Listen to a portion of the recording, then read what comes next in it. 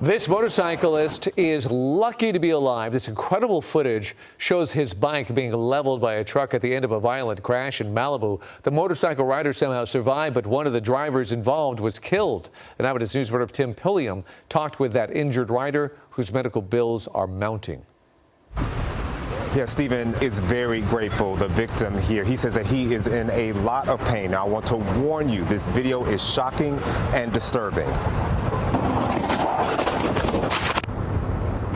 Stephen's iPhone captured the moment he was hit. It was attached to his upper body. Now, Stephen barely remembers the impact. He says he was driving his motorcycle along the Pacific Coast Highway 2 weeks ago when this happened. Now, according to the Sheriff's Department, the dark-colored sedan involved in the crash was stolen.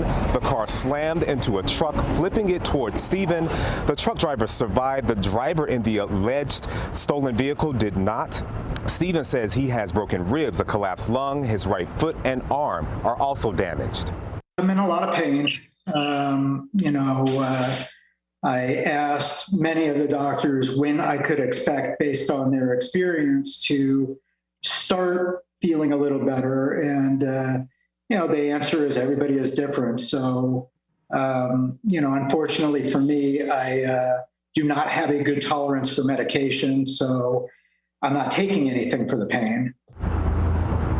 The medical bills are mounting, so Stephen started a GoFundMe to offset costs his insurance won't cover.